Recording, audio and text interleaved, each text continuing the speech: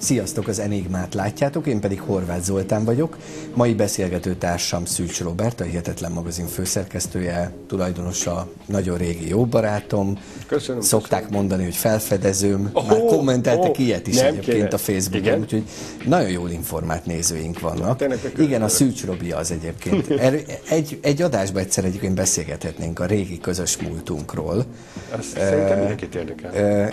Igen. És mondom, van, aki tudja, és írta, hogy hát sose mondom, és sose teszem hozzá, amikor bemutatlak téged, hogy te fedeztél fel engem, úgyhogy akkor most töredelmesen bevallom, hogy Szűcs Róbert fedezett fel engem, és ugyan most nem felfedező minőségben van itt, hanem egy egészen más minőségben. Ugye most egy hihetetlen témáról fogunk beszélni, ahol is nekem meg kéne fordítanom egy kicsit a dolgokat. Én a műsor végén szoktam azt mondani, hogy ne felejtjétek, ahol az álmok véget érnek, ott kezdődik a valóság. Én azt gondolom, hogy most a műsor elején kell ezt mondanom, úgyhogy kedves nézőink, ahol az álmok véget érnek, ott kezdődik a valóság. Ugyanis én azt gondolom, hogy egy ilyen félig-meddig alvó állapotban éljük mi az életünket. Ugye kenyeret és cirkuszt a népnek, ahogy ezt már egy korábbi adásunkban mondtuk is. Hát kapunk kenyeret is, többé-kevésbé talán frisset, de cirkuszt azt mindenképpen, mert hogy folyamatos kontroll alatt éljük az életünket, és nem is gondolnánk, hogyha felébrednénk egyszer, akkor milyen dolgokra is jönnénk rá. Nem volt ez túl misztikus? Nem.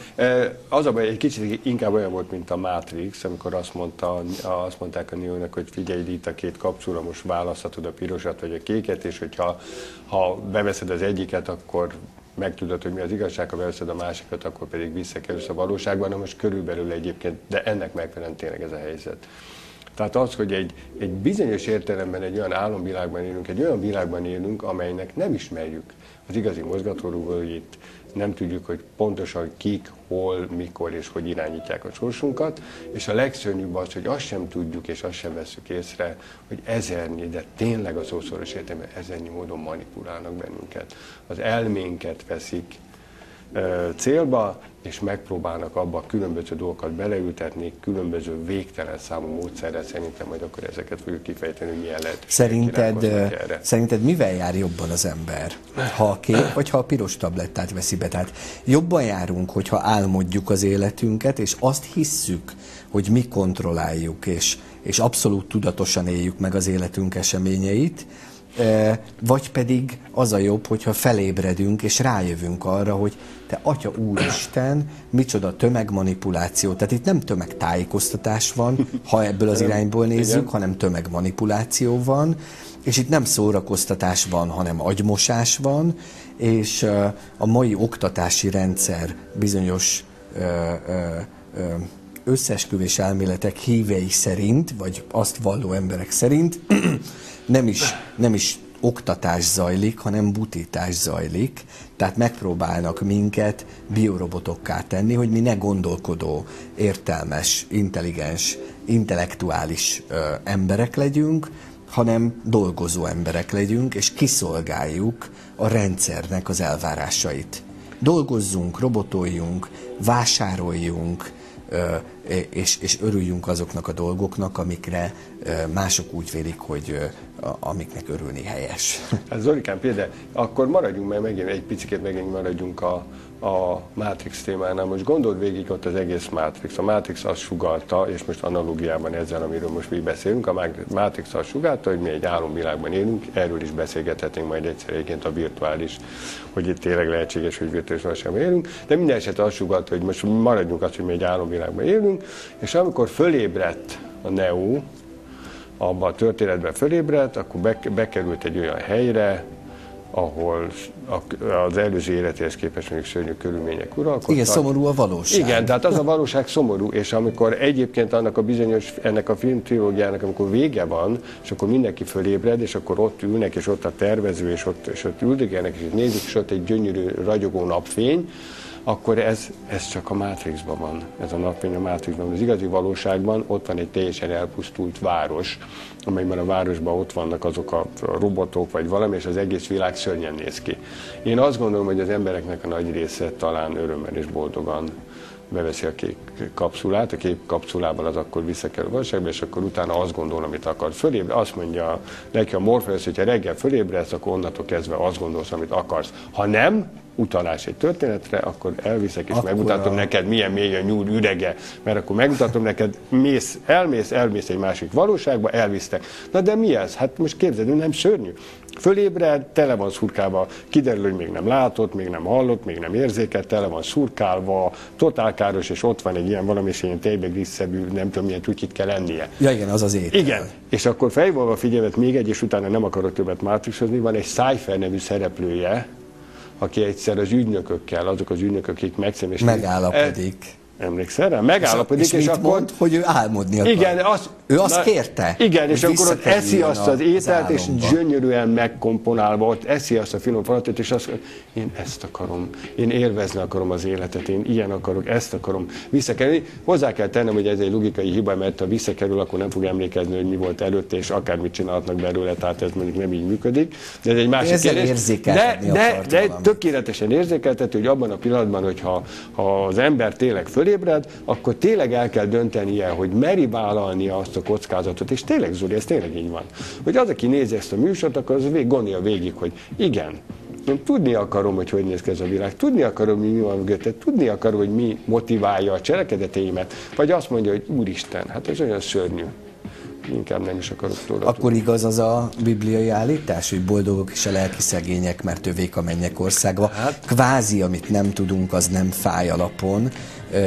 Akkor ezek szerint jobb a kékkapszulás megoldás? Én nem hiszem, hogy jobb a kékkapszulás megoldás. Erre nagyon sokat beszélgettem barátaimmal, ismerőseimmel, kedvesemmel, nagyon sokat mondtam. Én bevettem a piros kapszulát, tehát én már fölébredtem, tehát most én vagyok itt a Lió, nem tudok annyira karatézni egyébként, de... Egy-két egyszerű fogást bemutathatnál. Hát azért a nézők kedvéért. Meglepődtél volna te is egyébként, ilyen laza mozdulat, főleg akkor, hogyha a Matrix első részéből, mint a Trinity emelkedtél volna, ilyen széttárt karokkal, és úgy maradsz a levegőbe. Azt azért úgy megnéztem volna. Azt hiszem, hogy az Enigma paródia lenne már, hogyha te ilyen mozdulatokat akarnál bemutatni, és valami ortopéd sebészt kéne hívnunk, hogy összerakjuk téged. De mindegy, tehát a lényeg, hogy én úgy érzem, hogyha használtam ezt a kifejezést, visszakanyarodva oda, hogy tényleg fölébredtem. Tehát, hogy képes voltam arra, hogy vállaljam ennek a kockázatát, és ez tényleg nehéz. Te az emberiségnek szerinted hány százaléka éli így az életét, és hány százaléka... Igen, és hány százaléka alszik, és hiszi azt, hogy ő reggel fölkel, elmegy dolgozni, ezért ő keres egy bizonyos pénzt, amit ő a családjára költ, vagy ruhára költ, vagy parfümre költ, vagy házat vesz belőle, autót vesz belőle, elmegy nyaralni. Tehát hány ember éli úgy az életét, hogy mit sem sejt arról, hogy az életét egy titkos szervezet és egy maroknyi ember irányítja, és minden úgy történik, ahogy ezek az emberek elképzelik. Hát én úgy gondolom, hogy az emberiségnek a 99,9, és lehet, hogy van még néhány 9-es utána, tehát az gyakorlatilag bevette a kékkapszulát, és abban boldog tudatlanságban van. Én azt gondolom, hogy az emberiség boldog nagy részének tényleg, és ez nem pejoratív értelemben használom, amit te mondtad, az a boldog tudatlanság, nem akar, hát Zoli, ha este, most nem akarom bántani, egyszer már megemlítettük ezeket a tévéműsorokat, hát ha egyszer el tudják érni a médiával azzal, hogy este 2 millió embernek az egyen a program, hogy azt nézi, hogy van egy valóságsóban, egy akármilyen valami, formálják teljesen az értékrendjét, érted? Tehát, hogyha ilyenek vannak, akkor most mit várunk? Ezeknek az embereknek nincs szükségük. Olyan szörnyű körülmények között élnek. Hát azért Magyarország még egy viszonylagosan konszolidált hely. Hát te is eljutottál egy pár helyre, én nekem sikerült eljutnom mondjuk Dél-Kelet-Ázsiába, vagy éppen a dél-amerikai kontinensre, hát az ott élő embereknek az a szegénysége, vagy valami. Most ezek az emberek, ezek nem igazán akarnának, nem is lenne jó, hogyha fölébrednének. Sokkal szörnyűbb lenne a számukra, inkább belemenekülnek, és ez nagyban segíti egyébként az embereket a spiritualitás, nagymértékben segíti a vallás, ami egyébként ugyanolyan jó, mint rossz is, mert egyfelől segítséget jelent, tehát hogyha valaki felvértezi magát spirituális ilyen eszmékkel, vagy vallási eszmékkel, az pillanatnyilag segítséget fog neki nyújtani, de éppen ezért elviszi abba a bizonyos, nevezzük megint csak nem pejoratívan álomvilágba, ami miatt viszont nem fog semmit tenni annak érdekében, hogy ezt a materiális világot változtassa meg. Mert lehet, hogy ő nagyon jól fogja érezni magát abba a világba, és a világnak az igazi irányítói mindent meg is tesznek annak érdekében, hogy ő ott jól érezze magát, bizonyos értelemben jól érezze magát, ellenben ő nem fog semmit sem tenni azért, hogy azok a dolgokat, amiket mondjuk most majd elmesélünk, azok ellen bármilyen módon próbáljon tenni. Az emberek elhiszik szerinted azt, amit az a néhány ember mond, akik felébredtek? Vagy homokba dugják a fejüket, és elutasítják, és azt mondják, hogy jaj, gyerekek, jöttök itt a fantazmagóriákkal, hagyjatok már engem békén. Szerinted Én szerintem mindig van, és az a szép ebben a dologban, szerintem legalábbis, hogy mindig akadnak olyanok, akik vevők erre. Tehát meg kell találni azokat az embereket, akik erre vevők. A nagy többség nem lesz rá vevő. És az ember talán meg is érzi. Neked te sokat foglalkozol emberekkel, és sokkal nagyobb gyakorlatod van ebben. Én úgy gondolom, hogy az embereknek egy része az olyan, hogy te is látod rajta, hogy nem igazán akarna ebből kijönni, meg nem is kéne ezt igazából erőltetni, hogy ő ebből kijöjjön. Viszont biztos, hogy találkozol te is olyan emberekkel, én is találkozok olyan emberekkel, aki látom, aki azonosulni tud ezzel. Aki hirtelenjében látom rajta, hogy Úristen tényleg tudatosul benne, és akkor legközelebbi alkalommal, amikor beszélünk, akkor vagy másnap nem mondja, hogy te Úristen, megnéztem ezt, elolvastam ezt, te jó ég, te ez tényleg így van. Mondom, hát persze, így van. És akkor utána keresel a különböző dolgokat. Hát akkor azt mondom, hogy most beletenyerülünk a közepébe, mert jön az első bejátszásunk, és azt gondolom, hogy ez már egy olyan kategóriájú bejátszás lesz, ami igencsak elgondolkodtató lesz. Szerintem, aki ma velünk tart és végignézi ezt a műsort, ő biztos, hogy még napokig, de lehet, hogy hetekig is gondolkozni fog ezeken a dolgokon. Nézzük most meg az első bejátszásunkat, és utána nyerteseket sorsolunk.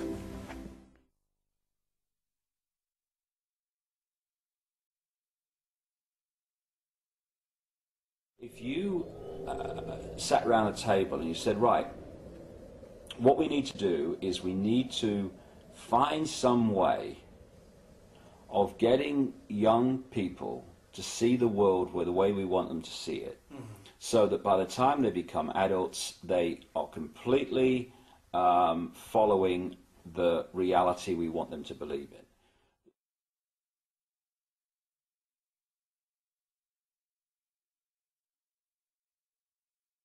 I think it's important to understand that most of the educational programs that are implemented in the United States stem from the National Education Association. And the NEA was actually founded by John D. Rockefeller. And John D. Rockefeller, I think, voiced the beliefs of this ruling elite that wants to try to homogenize our education system when he was quoted as saying, I don't want a nation of thinkers, I want a nation of workers. So I think the education system is not only pushing people into a socialized version of government, but also dumbing the individual down to the point to where he'll be a good worker in the factory, or he'll be a good worker in Silicon Valley. He may know a lot about computers, but he is not going to have a classic education that would allow him to take all of the facets of the culture and the society and put it together and really form an intelligent opinion as to what's really going on and what might be in the best interest of the individual. Now let's shift to the basis of your question, which is Rockefeller and Carnegie and J.P. Morgan. These people saw a different kind of utopia. They thought that this material abundance, since they had abandoned a belief in a creator or an afterlife, this material abundance was the best that a human life could aim for. And to do that, the family had to be moved off center stage, and the children had to be processed like raw materials.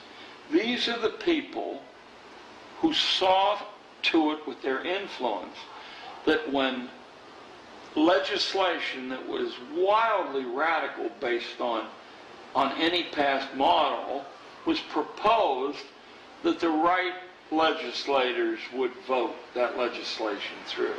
They saw to it that money was available to build these vast piles of brick and stone and to drain children out of the community by the force of law, mind you, because they don't teach the way children learn, nor can they teach the way children learn. That's not what they're set up to do. They're set up to produce a predictable, homogeneous, safe product. They're set up to sort people into occupational categories, roughly consonant with what the current economy demands. The whole system, because we have two hemispheres of the brain, the left brain, which is about words and this world reality and, you know, the perception of this reality. We have the right brain, which is where you get creativity, inspiration, and connection, and then you've got this corpus callosum, which connects the two. First of all, we use a fraction of our brains. Why is that? And the other thing is that what the system does is it turns out left brain prisoners. They run the system. And it does it by putting information through schools and colleges and universities into the left brain, which it then says at time of an exam, give me all that back, and if you tell me what I've told you well enough to believe, then you'll pass the exam and you'll be very successful. Anyone that takes that information into the right brain and puts their spin on it, or questions it, or sees through it, and puts that in the exam, they are perceived as a disruptive influence in the classroom. Yes, they are. And so what happens is, for you to become a doctor, overwhelmingly a politician, a journalist, someone often in industry, all these areas that control the system. The professions. The professions. Yeah. Lawyers. Yes. I mean, on we go. You have to have gone through your young life constantly taking information into your left brain and regurgitating it out on exam papers. To become a teacher, you have to go through that process. Then you go through teacher training college, where you're taught how to do it to others, and then you're let loose on the children. Yes. The whole system is run by left brain prisoners. And if you look at the schools... Na kérem szépen, hát én azt gondolom, hogyha valaki ugye elmerül ebbe a filmbe, és végigolvassa, és végignézi ezeket a bejátszásokat, hát tényleg elképesztő módon, de logikusan felépítik azt, hogy is lett összerakva a mi társadalmunk, és mit szolgál a mi társadalmunk. Tehát ez elképesztő, hogyha ezt végig gondoljuk, de most egy másik elképesztő dolgot mondok, vagyis egy hihetetlen dolgot mondok. Itt tartom egyébként a kezemben a Hihetetlen magazin legújabb számát, amit megnyert Györgyovics Anikó, tehát ő nyerte a Hihetetlen magazinnak a féléves előfizetését, amiről természetesen holnap e-mailben értesítjük is, illetve Mayer Robert nyerte a DVD-t, a Totális Leszámolás című Deniken DVD-nket, illetőleg Cabai Ildikó is nyert tőlünk egy külön DVD-t. Őket természetesen e-mailben is értesíteni fogjuk erről. Illetve hát van nekünk egy másik nyereményünk is, amit pedig a következő bejátszás után fogok kisorsolni, tehát ma lesz nekünk egy nyertesünk. Nézzük meg, hogy mit is fog ő most nyerni. A helyes megfejtés beküldői között havonta egy 2 fő részére szóló kairói hétvégét sorsolunk ki az Inside Tours utazási iroda felajánlásából. Inside Tours, az egyiptomi utak specialistája. Ezt az utat tehát a következő bejátszás után fogom kisorsolni. Már tudjuk, hogy kik azok, akik közül a nyertesek ki fognak kerülni, és emelem a tétet, mert hogy ugye itt el is hangzott, hogy havonta egyszer sorsolunk egy ilyen utat, aminek az a lényege, hogy aki egy hónapon keresztül válaszol minden heti játékkérdésünkre helyesen, ő részt vesz egy másik sorsoláson is, ahol is ezt a bizonyos egyiptomi hosszú hétvégét lehet nyerni. De én emelem a tétet, A Facebookos lájkolóink között is ki fogok sorsolni egy ilyen egyiptomi utat, tehát 2 egyiptomi utat fogok sorsolni, egyet azok közül, akik 4 héten keresztül helyesen válaszolnak a heti játékkérdésekre, az enigma@fixhd.tv e-mail címre, illetve ki fogok sorsolni egy olyan nyertest is, aki a facebook.com/enigma.tv oldalunk, tehát az Enigmának a Facebookos oldalán lájkol bennünket, a lájkolók is belekerülnek egy nagy kosárba, és ő közöttük is fogok sorsolni kairói hosszú hétvégét. Robikám, tőled meg majd nem sokára kérni fogok egy játékkérdést, amiért is a jövő héten is lesz sorsolás, a Hihetetlen magazin féléves előfizetését fogjuk kisorsolni, illetőleg a Totális leszámolás című legfrissebb Erik von Däniken által készített DVD-t fogjuk sorsolni, illetve természetesen a jövő héten nullázódik ez a dolog, tehát jövő héttől ismét indul az egyiptomi játékunk is. Mesélj, Robi, mi a véleményed erről az agymosás dologról? Hát ez az agymosás ez nagyon-nagyon szörnyű módon zajlik, és az a legszörnyűbb az egészben, hogy tényleg észrevétlen, és tényleg átszövi az életünk minden pillanatát. Én úgy gondolom egyébként, hogy ha fel akarnánk építeni, akkor ez az agymosás azért még sokkal komplexebb annál, mint amire itt céloztunk. Tehát ez gyakorlatilag 3 részből áll. Egyszer itt van a médiának, amiről mostanáig beszéltünk, a médiának, az egész médiának, és erre beleértve. De akkor ez szerint ez egy ilyen tudatosan felépített tökéletesen az utolsó pontjáig, az utolsó apró kis eleméig ezt tökéletesen felépítették. Ez kiterjed az írott sajtóra, a nyomtatott sajtóra, értelemszerűen a legnagyobb részben az elektronikus sajtóra, és ezen belül kitér minden egyes területre, tehát a politikára, kultúrára, közgazdaságra, minden egyes területen ott van. De ez még nem elég, mert ehhez képest a tudatmanipuláció ez még kevés. Ehhez képest vannak aztán ennél extrémebb módszerek, amikről majd később kitérünk, amelyet különböző pszichikus módszerekkel, különböző pszichikus szerekkel, kísérletekkel lehet elérni, és még van egy egészen szélsőséges valamilyen, akkor különböző berendezésekkel, különböző képzeteket lehet elültetni az embereknek a fejében. De erről, bocsáss meg, már az előző alkalommal beszéltünk, hogyha alacsony frekvencián sugároznak bizonyos hullámokat, akkor azzal egy embernek, vagy akár egy térségnek, egy városnak a gondolkodását lehet befolyásolni. Igen. Hangulatát lehet javítani, vagy hangulatát lehet rontani, tehát akár egy egész várost lehet depresszióssá tenni azzal, hogyha alacsony frekvenciájú hullámokkal bombázzák őket. Igen. Ugye erről már beszéltünk. Igen. Ez inkább legyen egy kicsit később, most inkább kanyarodjunk vissza a hagyományos médiához, mert a hagyományos médiában, a hagyományos média ki akar, már régeség megcsinálta, kialakított egy tökéletes képet. Egy olyan képet, hogy te milyennek lásd a világot. Ehhez például hírek. Az átlagember számára, és azokat, akik tökéletesen akarnak manipulálni, az a hír, ami ott megjelenik most akkor mondjuk a televízióban, mert hogy ez a legnagyobb ilyen médium. Tehát ott a televízióban, ami megjelenik, az a hír. Ha a televízióban nem beszélnek valamiről, akkor az nem hír.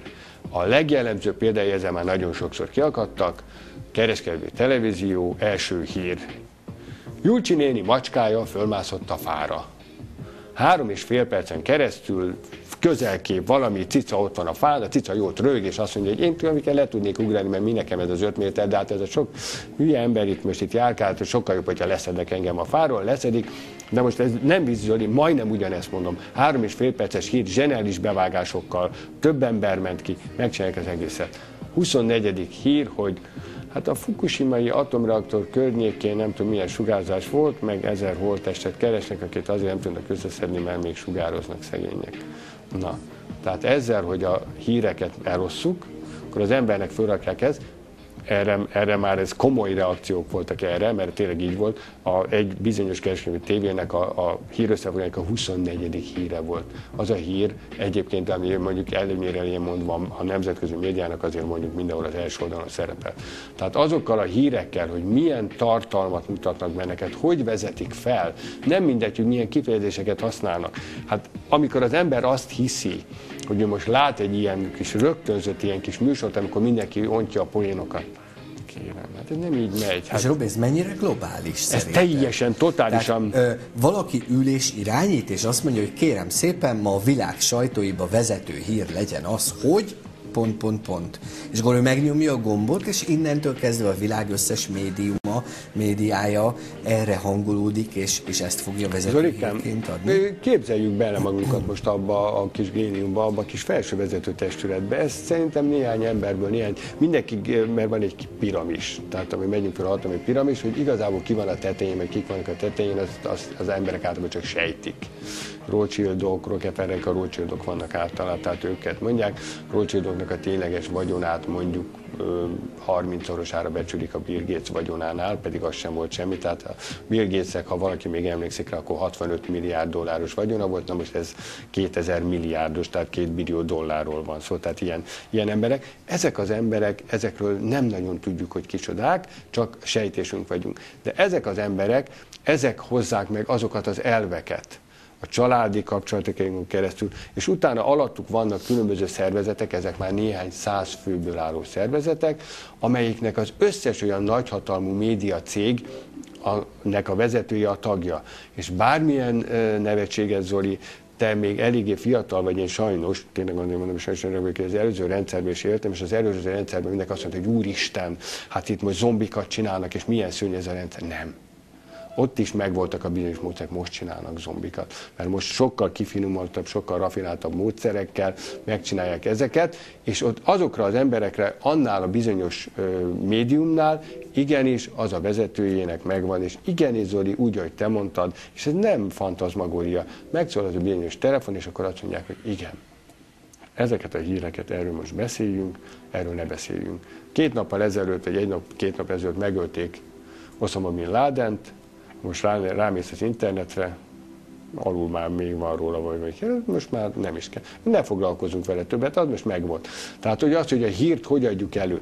Ha van egy híres közgazdász, akkor ők felbérelnek, pénzelnek egy híres közgazdász, abból csinálnak egy nemzetközi tekintélyt belőle, ő megír egy könyvet, és az a Bibliája lesz, bocsánat, nem akarom meggyázni így a Bibliát, az lesz a gazdaságnak a Bibliája. Abból fognak tanulni.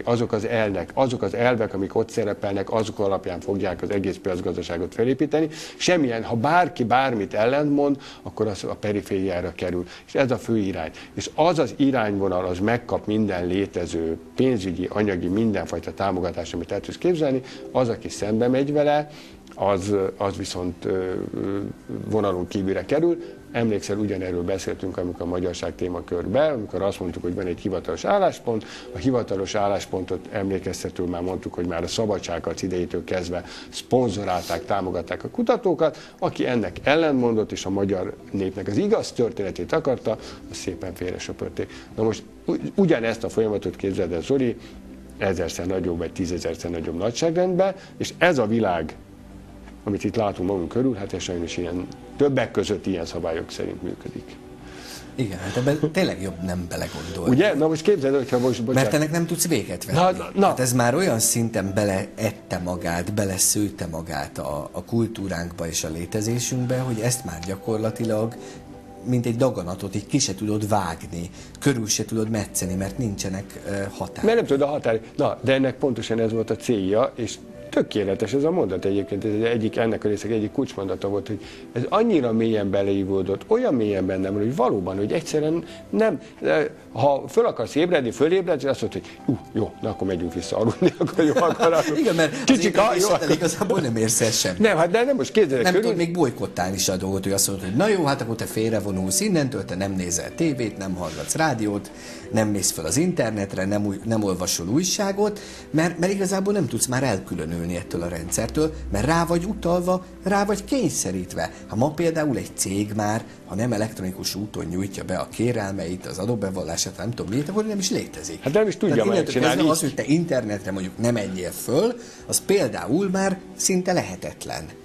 Így Na van. mindegy, ez egy nagyon érdekes. Például az internet még egy valami fajta kiút egyébként, mert az internet az egyetlen olyan terület, Azt ami... is befolyásolják. Jó, várj, azt is befolyásolják, de ott te szabadon fölteheted, tehát létrehozhatsz egy fórumot, egy blogot, csinálhatsz egy honlapot, csinálhatsz valamit, amit ha nagyon-nagyon veszélyes leszel, akkor már azért ellehetetlenítenek természetesen, és nem fogod tudni működtetni.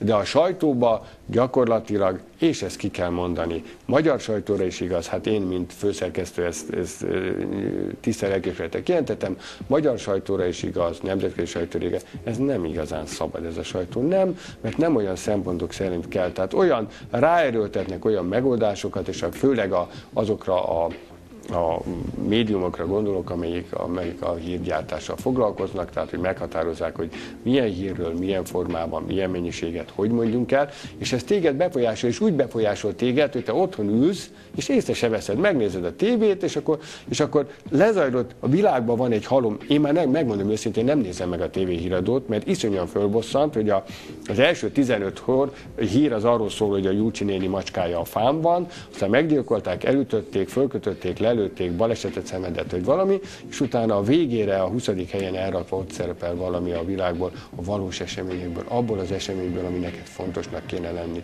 ami valóban meghatározza a világ sorsára. Te viszont így nagyon jól el vagy, szépen csicsikálsz közben, idézőjelben a csicsikálás csicsikálsz, nézed a televíziót, és azt mondod, jaj, hát milyen, és mi marad meg belőled, hogy hát ez volt a mai hogy milyen édes volt az a kis macska a fán, ez maradt meg benned. És ez szörnyű egyébként, és innentől kezdve semmit nem tud, de hát lehet, hogy a lelked nagyon boldog, és te egy állatbarát ember vagy, és azt mondod, hogy igen, nekem is van egy cicusom, és ez egy milyen szép dolog volt, és akkor mindenki szép, mindenki jó, és mindenki jól érzi magát. Komoly dolgok ezek. Hát nézzük meg akkor a következő bejátszásunkat, tanuljunk abból is, aztán utána sorsolunk, illetve akkor meg foglak kérni, hogy tedd fel az eredeti játékkérdéseket. Jó.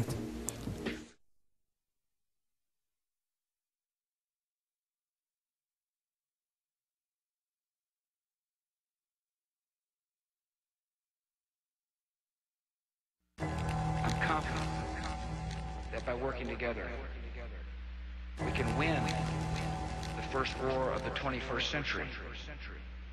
And that is... The human mind is like a computer. No matter how efficient it may be, its reliability is only as great as the information fed into it. If it is possible to control the input of the human mind, then no matter how intelligent a person may be, it's entirely possible to program what he will think. And yes, it's even possible to program people to laugh at the mere mention of the word conspiracy. Using television as the prime example of how mental programming and mind control works, television is the most powerful weapon of psychological warfare in history. And yet television, for many people, is a member of the family in the household. Why don't we look at all of those Are living in a virtual reality. We're living in a totally controlled environment, an environment that has been created by mass media. Now, many people, especially young people, accept unquestioningly the reality that is presented by the media. Popular culture, movies, television, music carry messages about how society works and how people should behave. The ultimate control is to control people without their conscious awareness. Again, television is a prime example. Think back to whenever you have observed young children or older adults sitting, watching television. They have this glassy-eyed, vacant look in their eyes because they are in a trance state, in a hypnotic state of mind. They do not want you to think too much.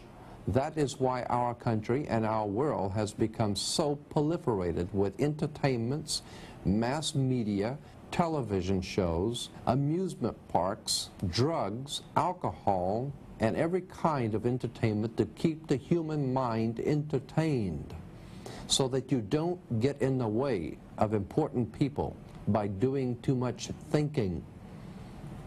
You had better wake up and understand that there are people who are guiding your life and you don't even know it. Most egy kicsit vidámabb dolog következik, aztán hagyom, hogy feltedd a játékkérdést. Hát kérem tisztelettel, Török Tamás úrnak gratulálunk, mert hogy ő nyerte az egyiptomi hosszú hétvégét. Természetesen, hogyha nem néz bennünket, akkor őt is holnap e-mailben értesíteni fogjuk erről. Tehát Török Tamás, gratulálunk és jó utat kívánunk. Természetesen majd mi mikrofon végre fogunk kapni, hogy beszámolj nekünk egy picit arról, hogy milyen a helyzet Egyiptomban, hogy érezted magad, milyen volt az utazás és milyen élményekkel gazdagodtál. Erről majd egy kis filmet megnézhettek ti is itt az Enigmában.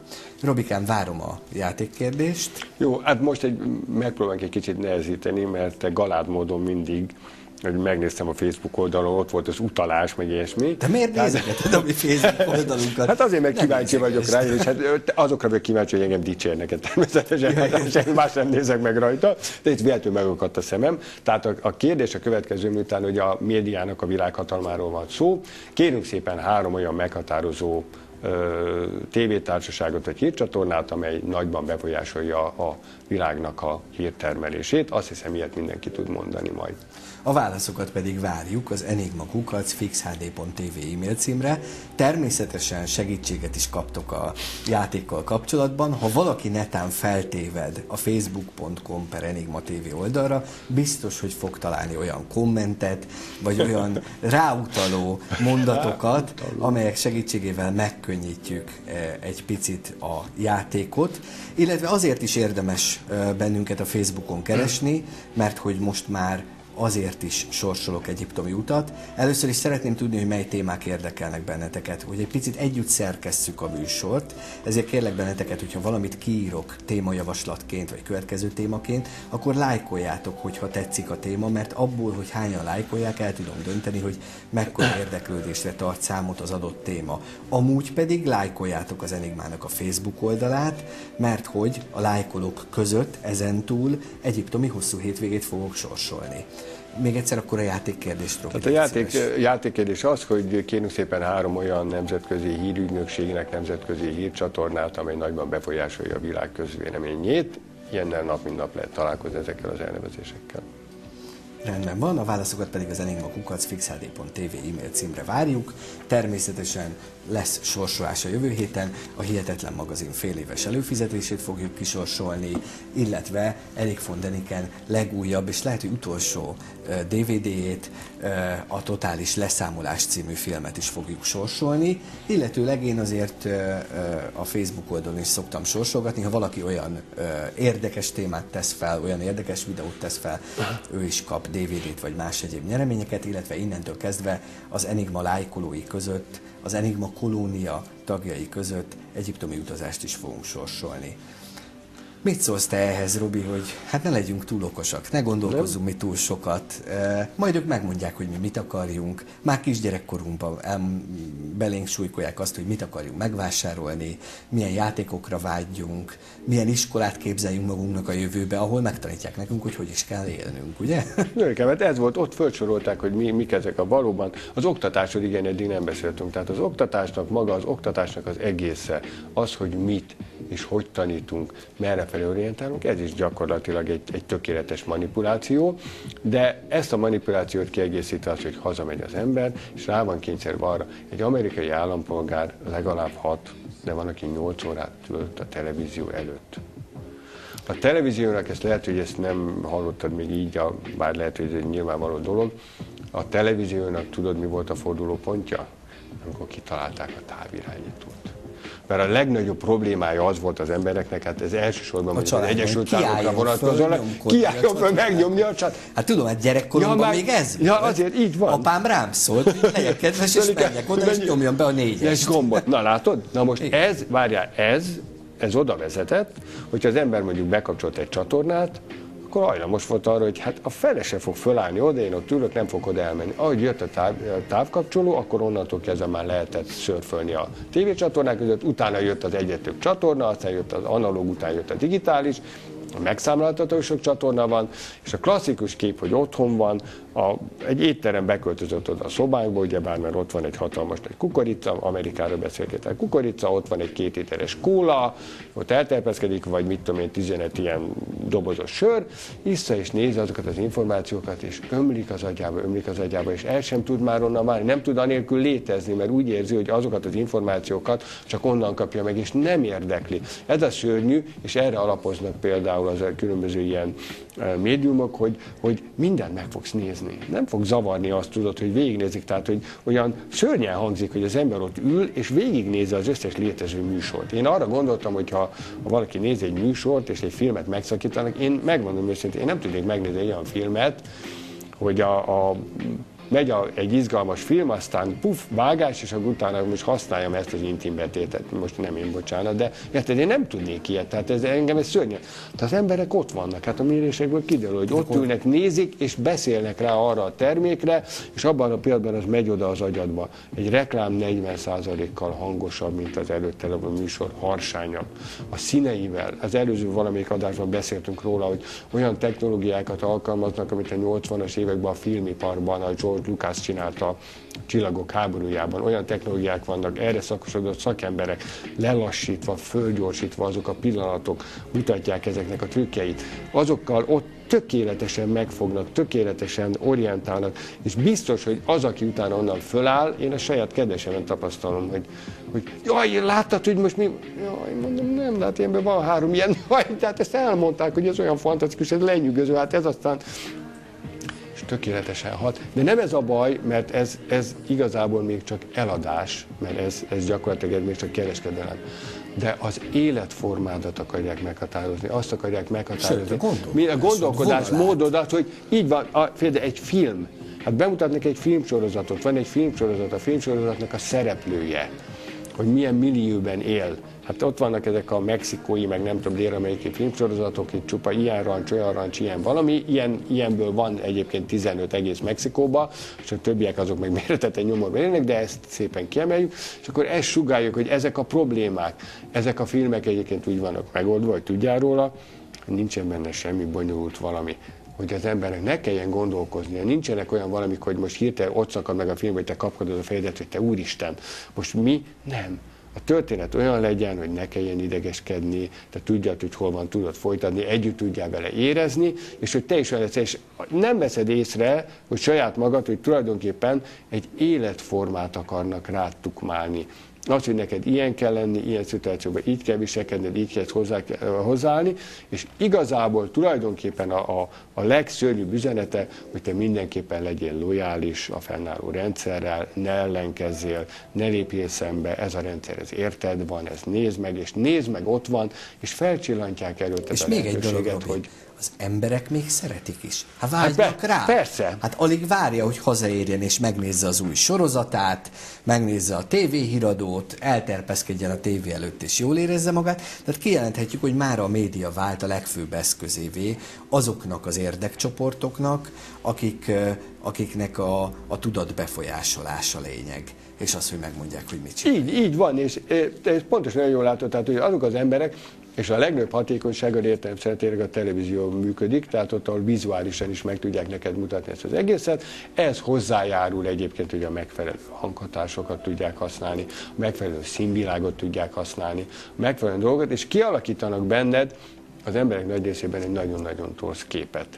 Az emberek időnként egyébként fölébrednek, mondjuk erre egy nagyon jó példa, mondjuk amikor a választások. A választások után 2-3 hónappal az emberek nagy rész azt mondja, hogy a fenébe, hogy miért mentem én el, mert nem azt kapják, hát és miért azt kapnak, természetesen soha nem azt kapják, hogy miért mentem én el szavazni, én soha többet nem fogok ilyet csinálni. De akkor jönnek a szakemberek, reklámszakemberek, zseniális választási szakemberek, akik a pontról pontra, Zoli, ott az a plakát, amit utána látsz 4 év múlva, ott minden egyes a helyén van, minden egyes szín, forma, az üzenet, a szó, hogy mit kell mondani, és akkor az a pancser, aki 3 hónappal az előző választásra azt mondja, hogy én soha többet be nem teszem a lábamat oda, és én egy urnában még egyszer egy szavazott szeretet, és akkor ott élet-halál vitát folytat majd a következőben, mert hogy hát ez sokkal jobb, hát hogy lehet ilyet mondani, hát ez ki Na, és erre is rá tudják, most ugyanilyen alapon, Zoli, ugyanúgy rá tudják beszélni az embereket bármilyen ilyen szörnyű dologra. Tehát ezt nagyon nehéz kifejteni, mert így elsőre ez gyakorlatilag tényleg csak úgy tűnik, hogy az életformánkat, de igazából arra próbálnak rá beszélni, hogy a világnak az egészét fogadjuk el így. Fogadjuk el a világot úgy, hogy a világ leggazdagabb 1%-a emberének a tulajdonában a világ 95%-a. Én olvastam egyszer, csak egy ilyen szöveg volt, hogy milyen agybeteg dolog, hogy van egy olyan ember, akinek a világon van 95 000 millió évre elegendő élelmiszerre, és akkor a másik helyen meg 10 millió ember éhen. Ezt egyszer megkérdeztem tőle, hogy Magyarországnyi ember éhen hal valamiben. De ezt a problémát, erről nem akarják, hogy beszéljünk. Ilyen hírek nincsenek a televízióban. Nézd meg, hogy a kereskedelmi televíziók, amelyeknek a híradóját 1,5-2 millió ember nézi, azokat ilyen szerkesztési elvek alapján rakják össze. Azokat úgy, hogy ne tudjál a világnak, ne beszéljünk ezekről a dolgokról. Ne legyen az, hogy itt ilyen, hát tudod te, hogy a világ 75 országában folyik most háború, Zoli? 75 helyen folyik háború, jelen pillanatban is. Hogy megjelent a brit külügyminisztériumnak egy olyan honlapja, hogy 95 helyet, hát összesen van 200 alatt van az ENSZ tagországnak a száma, 95 helyet nem javasol utazásra, és utána fölsorol egy listát, hogy be ne tedd a lábadat, mert biztos, hogy nem jutsz ki élve. A fele a világ országainak. Mi itt szépen üldögélünk, érted, itt el vagyunk, sétálunk, nem tudunk semmit, és akkor utána fogalma az ember. De várjál, mondjuk egy magyar még talán hallott arról az országról. Ja, igen. Na de elmész mondjuk Amerikába, beszélgetsz egy ottani lakossal, ő nem is hallott az életébe arról az országról. Ja, persze. Tehát ő el se akar oda menni, hát persze. Mert azt se tudja, hogy olyan létezik. Hát őnek ott Amerikánál véget ér. Nézzük meg az utolsó bejátszásunkat, addig mi még itt folytathatjuk a beszélgetést. Nézzük tehát meg ezt a bejátszást.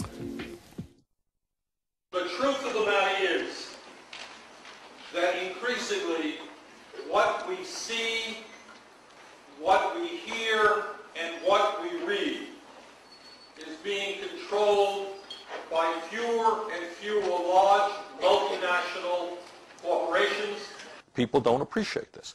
You know, in the last days of the Soviet Union, you had dozens of newspapers, dozens of magazines, all kinds of radio and television stations.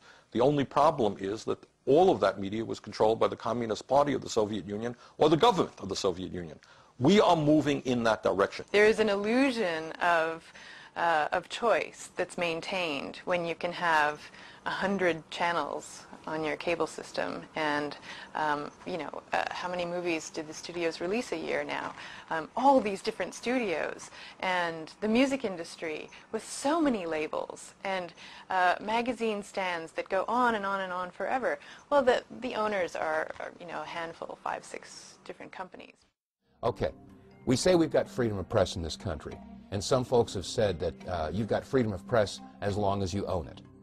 Well, who owns the media? And when I say that, I mean it not literally, but as far as who controls the information that goes out in the media. An example, NBC is owned by General Electric, and General Electric is one of the top 10, if not top 5 defense contractors. Is NBC going to expose a news story that might in some way impede a contract negotiation, which can mean a lot of money for General Electric? I don't think so. So the point here is that we have elected officials, both Republicans and Demopublicans, that cater to who? Certainly not the common people. We don't have the huge amounts of money to contribute to their election campaigns.